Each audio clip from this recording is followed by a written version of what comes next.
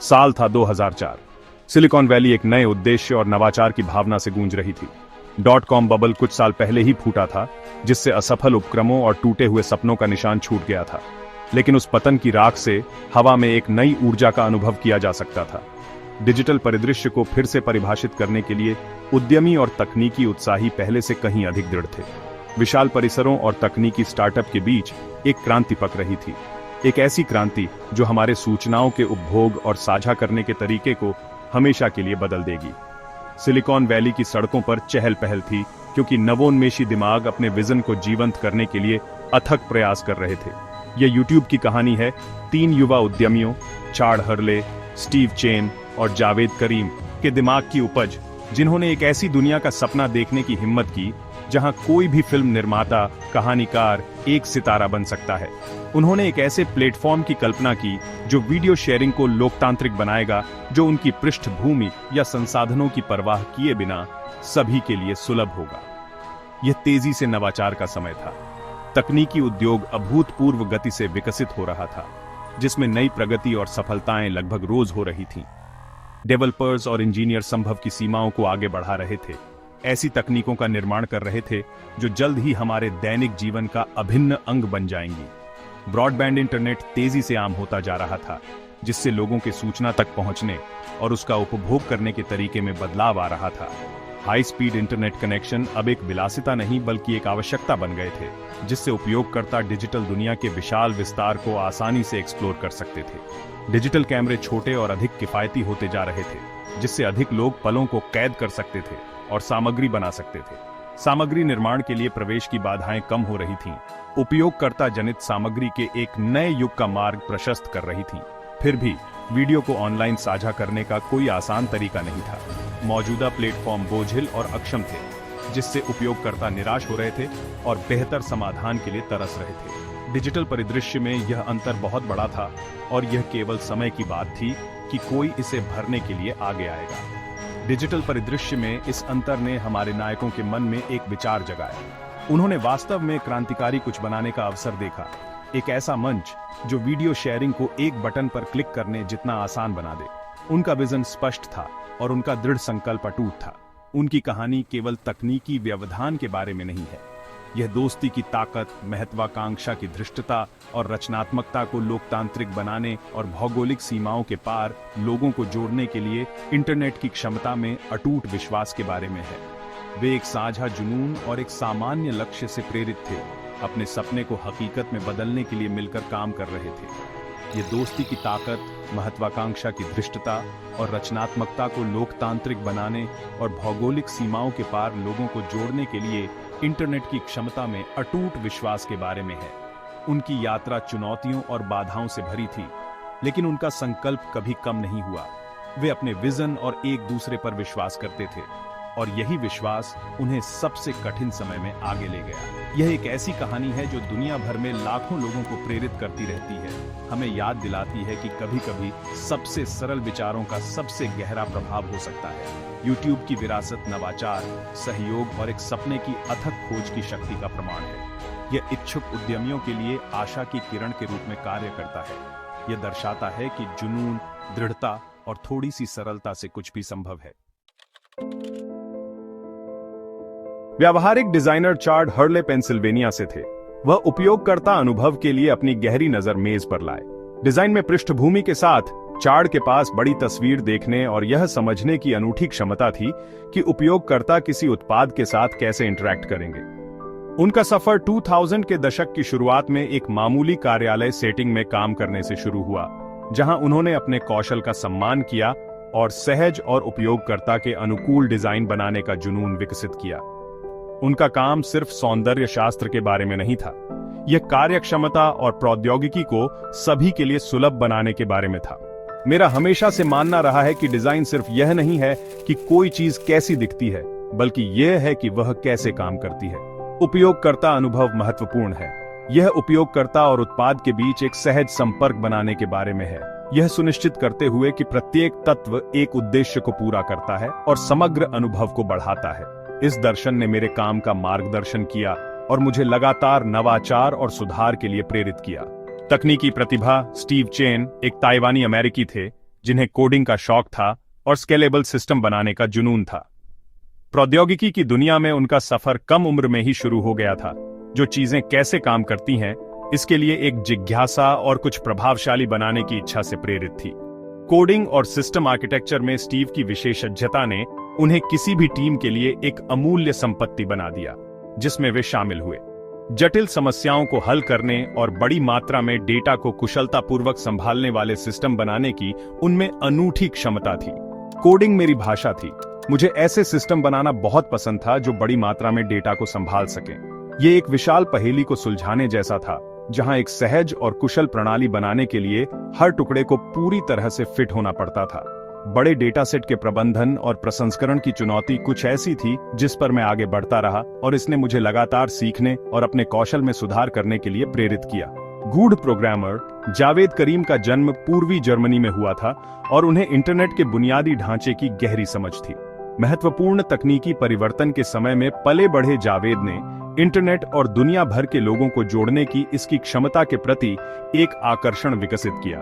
पूर्वी जर्मनी में उनके शुरुआती अनुभवों ने उनकी तकनीकी कुशलता के साथ मिलकर उन्हें डिजिटल दुनिया पर एक अनूठा दृष्टिकोण दिया।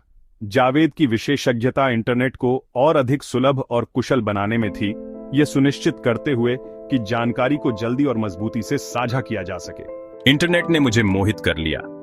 मैं इसे और अधिक सुलभ और कुशल बनाना चाहता था। यह बाधाओं को तोड़ने और एक ऐसा मंच बनाने के बारे में था जहां जानकारी स्वतंत्र रूप से प्रवाहित हो सके और जीवन के सभी क्षेत्रों के लोगों तक पहुंच सके। इस विजन ने मेरे काम को आगे बढ़ाया और मुझे प्रौद्योगिकी के साथ जो संभव था उसकी सीमाओं को आगे बढ़ाने के लिए प्रेरित किया। उनके रास्ते ऑनलाइन भुगतान की दिग्गज कंपनी पेपैल में मिले, जहां उन्होंने एलोन मस्क और पीटर थियल जैसी भविष्य की अन्य तकनीकी हस्तियों के साथ काम किया।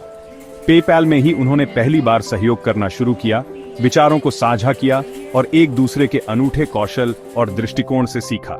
पेपैल का माहौल नवाचार और रचनात्मकता का था, जहां नए विचारों को प्रोत्साहित और पोषित किया जाता था। जहां उन्होंने एलोन मस्क और पीटर थियल जैसी भविष्य की अन्य तकनीकी हस्तियों के साथ काम किया। नवाचारियों के इस समूह को, जिसे बाद में प्रसिद्ध रूप से पेपैल माफिया करार दिया गया, ने सफल उपक्रमों की एक कड़ी शुरू की, जिनमें से प्रत्येक ने तकनीकी उद्योग पर एक महत्वपूर्ण छाप छोड़ी। पेपैल में सहयोगी भावना और उद्यमशीलता की प्रेरणा ने नए विचारों और अभूतपूर्व परियोजनाओं के लिए एक उपजाऊ जमीन तैयार की। इस समूह को बाद में उनकी उद्यमशीलता की क्षमता और उनके द्वारा शुरू किए गए सफल उपक्रमों की चेरडा के लिए प्रसिद्ध रूप से पेपैल माफिया करार दिया गया। पेपैल के समय के दौरान बने बंधन मजबूत थे, जो आपसी सम्मान और प्रौद्योगिकी के भविष्य के लिए एक साझा दृष्टिकोण पर बने थे। ये रिश्ते अमूल्य साबित होंगे क्योंकि उन्होंने नए उपक्रम शुरू किए और नवाचार की सीमाओं को आगे बढ़ाना जारी रखा। अपनी अलग अलग पृष्ठभूमि के बावजूद तीनों ने देर रात कोडिंग सत्रों, नवीन विचारों पर विचार मंथन और इंटरनेट के भविष्य के लिए एक साझा दृष्टिकोण साझा किया। ये देर रात के सत्र थे जहां उनके कुछ बेहतरीन विचारों का जन्म हुआ, जो प्रौद्योगिकी के प्रति जुनून और वास्तव में प्रभावशाली कुछ बनाने की इच्छा से प्रेरित थे। चार्ड, स्टीव और जावेद के बीच तालमेल निर्विवाद था और यह स्पष्ट था कि वे एक साथ महान चीजें हासिल करने के लिए किस्मत में थे और इंटरनेट के भविष्य के लिए एक साझा दृष्टिकोण साझा करना। वे दुनिया को बदलने के लिए प्रौद्योगिकी की शक्ति में विश्वास करते थे और एक ऐसा मंच बनाने के लिए प्रतिबद्ध थे जो स्थायी प्रभाव डालेगा। उनके साझा दृष्टिकोण और पूरक कौशल ने उन्हें एक दुर्जेय टीम बना दिया, जो उनके सामने आने वाली किसी भी चुनौती से निपटने में सक्षम थी। उन्हें कम ही पता था कि पेपैल में उनके साझा अनुभव एक ऐसे उद्यम की नींव रखेंगे जो उनके बेतहाशा सपनों को भी पीछे छोड़ देगा। पेपैल के दौरान उन्होंने जो सबक सीखा और जो रिश्ते बनाए, वे अमूल्य साबित होंगे, क्योंकि उन्होंने अपने अगले बड़े साहसिक कार्य को शुरू किया था। वे दुनिया को अपनाने और वास्तव में क्रांतिकारी कुछ बनाने के लिए तैयार थे। यूट्यूब के बीज सिलिकॉन वैली की उपजाऊ जमीन में बोए गए थे, जो अपनी नवाचार और उद्यमिता की संस्कृति के लिए जाना जाता है। यहीं पर चार्ड, स्टीव और जावेद ने अपने विजन को जीवंत करने के लिए एकदम सही माहौल पाया। समान विचारधारा वाले व्यक्तियों और अत्याधुनिक तकनीक से घिरे, वे सीमाओं को आगे बढ़ाने और वास्तव में अभूतपूर्व कुछ बनाने के लिए प्रेरित हुए। सहयोग की भावना और नवाचार के लिए एक साझा भूख से पोषित। यह यात्रा अपनी चुनौतियों के बिना नहीं थी, लेकिन उनके काम के प्रति उनके दृढ़ संकल्प और जुनून ने उन्हें आगे बढ़ाया। वे एक ऐसा मंच बनाने की इच्छा से प्रेरित थे जो लोगों के ऑनलाइन सामग्री साझा करने और उपभोग करने के तरीके को बदल देगा, और अपने संयुक्त कौशल और दृष्टि से वे उस लक्ष्य को प्राप्त करने की राह पर थे। पेपाल में काम करने से छाड़, स्टीव और जावेद इंटरनेट की परिवर्तनकारी शक्ति के संपर्क में आए। उन्होंने प्रत्यक्ष रूप से देखा कि कैसे तकनीक पारंपरिक उद्योगों को बाधित कर सकती है और लोगों को विश्व स्तर पर जोड़ सकती है। यह आंखें खोल देने वाला था। हमने देखा कि कैसे इंटरनेट सब कुछ बदल सकता है। इस अनुभव ने व्यक्तियों को सशक्त बनाने और सूचना तक पहुंच को लोकतांत्रिक बनाने के लिए इंटरनेट की पहुंच का लाभ उठाने का जुनून जगाया। हालांकि उन्होंने उस समय इंटरनेट की सीमाओं को भी देखा। बड़ी फाइलों, खासकर वीडियो को साझा करना बोझिल और अविश्वसनीय था। मौजूदा प्लेटफॉर्म क्लंकी थे और उनमें उपयोगकर्ता के अनुकूल होने की कमी थी जिसकी उन्होंने कल्पना की थी। हमें पता था कि कोई बेहतर तरीका होना चाहिए। वीडियो शेयर करना उतना ही आसान होना चाहिए जितना ईमेल भेजना। यह साझा दृष्टिकोण उनकी उद्यमशीलता की आकांक्षाओं के पीछे प्रेरक शक्ति बन गया। उन्होंने वीडियो की शक्ति के माध्यम से अनुभव साझा करने और दूसरों से जुड़ने की अंतर्निहित मानवीय इच्छा को पहचाना। उन्होंने एक ऐसे मंच की कल्पना की जो भौगोलिक बाधाओं को तोड़ेगा और कहानी कहने वाले किसी भी व्यक्ति को मंच प्रदान करेगा, चाहे उनकी तकनीकी विशेषज्ञता या संसाधन कुछ भी हो। हम कुछ ऐसा बनाना चाहते थे जो लोगों को अपना जीवन साझा करने दे, अपनी कहानियां दुनिया के साथ। YouTube का विचार अचानक से नहीं आया, बल्कि साझा कुंठाओं और वास्तव में परिवर्तनकारी कुछ बनाने की तीव्र इच्छा का एक क्रमिक क्रिस्टलीकरण था। यह एक ऐसी यात्रा थी जो मौजूदा तकनीक की सीमाओं और इंटरनेट की अप्रयुक्त क्षमता के बारे में एक सरल फिर भी गहन अवलोकन से शुरू हुई थी।